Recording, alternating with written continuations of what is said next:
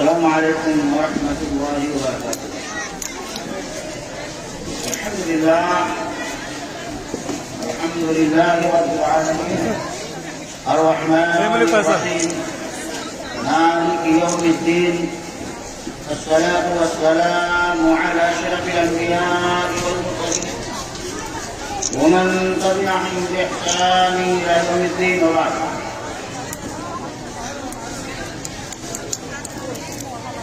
وقال الله تبارك وتعالى في كلامه العزيز الحكيم: أعوذ بالله من الشيطان الرجيم، بسم الله الرحمن الرحيم. اقرأ باسم ربك الذي خلق.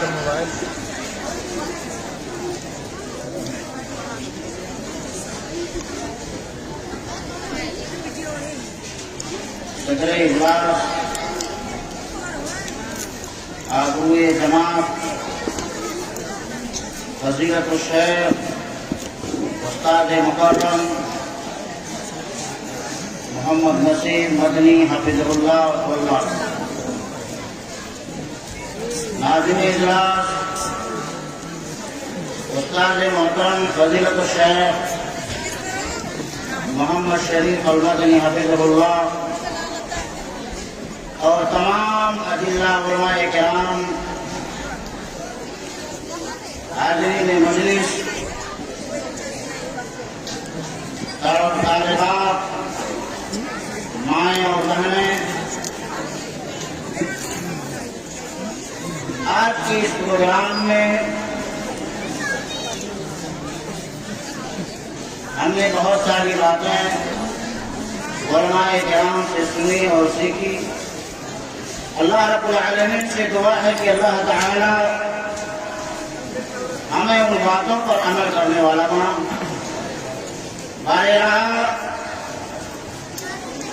ہم نے جو کچھ دینی باتیں سیکھی ہیں ان تمام چیزوں کو عملی جامہ پہنانے کی توفیق دی۔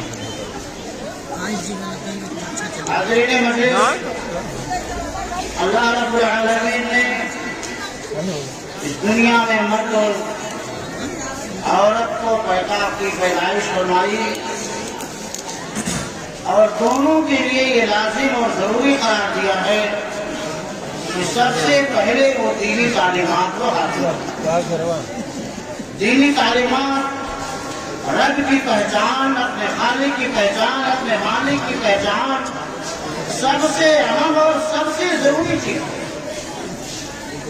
لیکن افسوس کی بات یہ ہے کہ آج ہم نے دینی تعلیمات کو ثانوی درجہ دے دیا ہے۔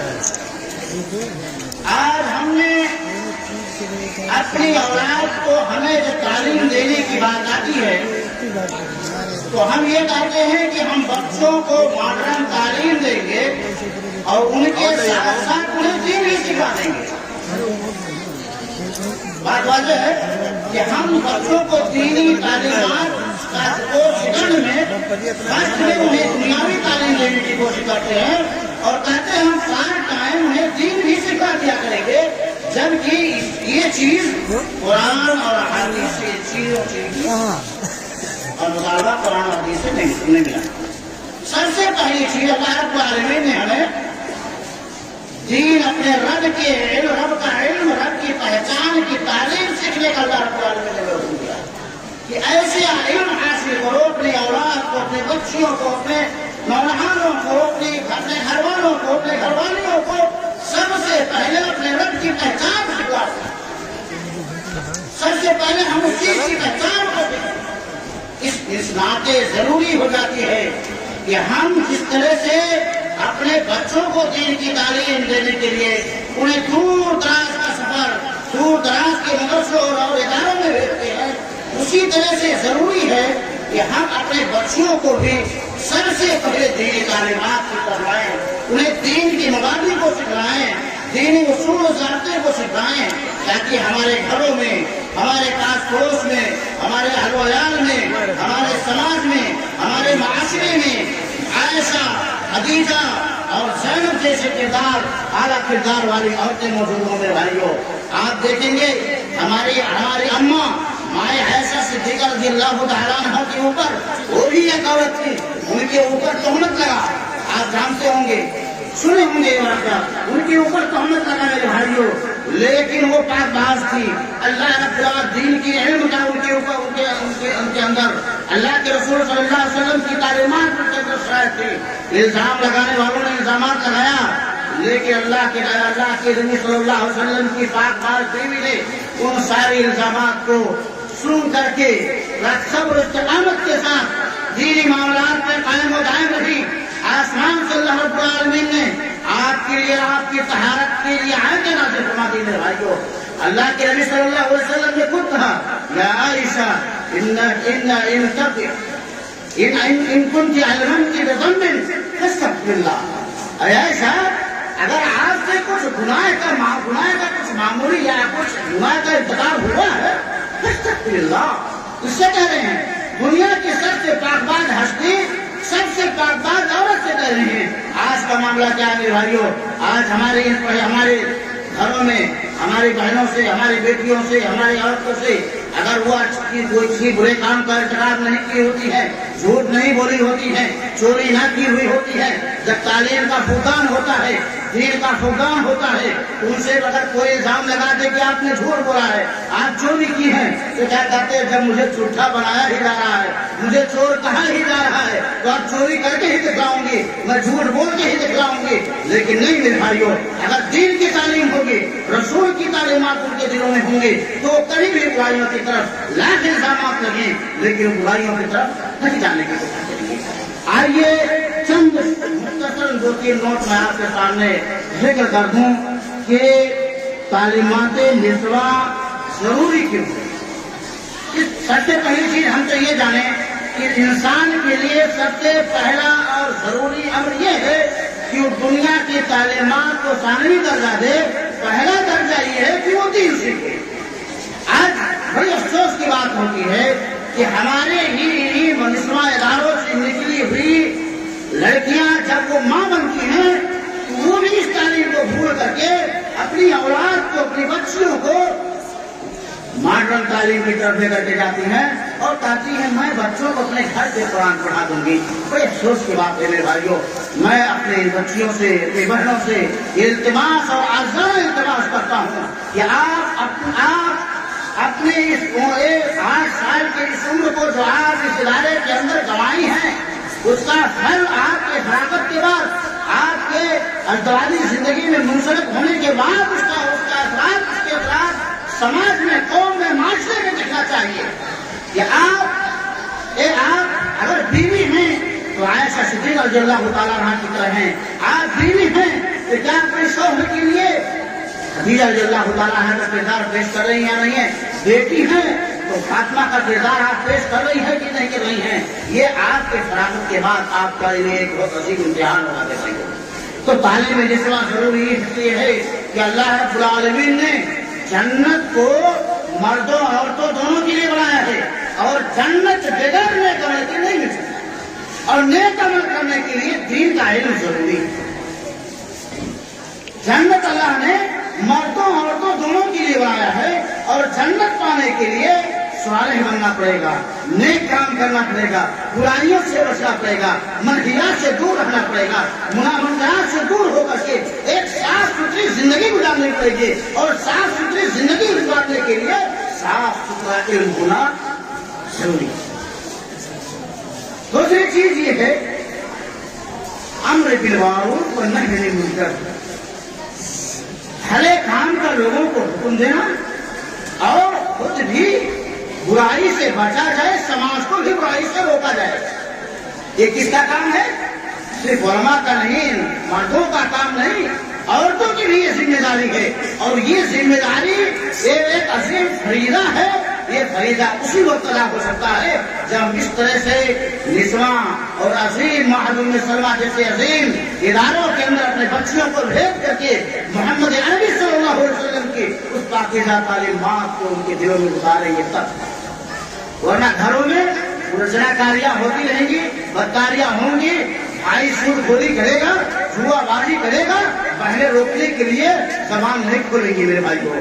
घर में बुराइयां होती रहेंगी, वो जबान नहीं खोलेंगे, लेकिन जब उनके अंदर रसूल अरबी सल्लल्लाहु अलैहि वसल्लम की तालीमात उनके सीनों में होगा, कुरान और हदीस के तालीमात उनके सीनों में मौजूद भरा हुआ होगा, और सही मनहज कुरान और हदीस की सही तालीमात और मनहज सलफ उम्महातुल मोमिनीन और बनाते और नबी अकरम सल्लल्लाहु अलैहि वसल्लम की बेटियों की तालीमात, ये सारी चीजें उनका उसवा उनके दिलों में जब पैदा होगा तो वो घरों में किसी बुराई को पलटते चाहिए देख करके वो बर्दाश्त नहीं करेंगे मेरे भाइयों।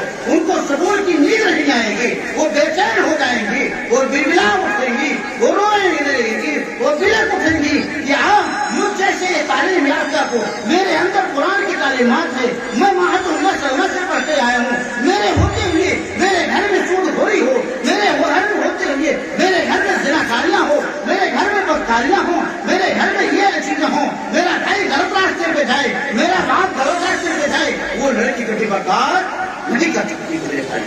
इसका फायदा आपको ये मिलेगा कि वो अम्र बिल मारूफ नाही का हुक्म देंगी और बुराइयों से रोकेंगी।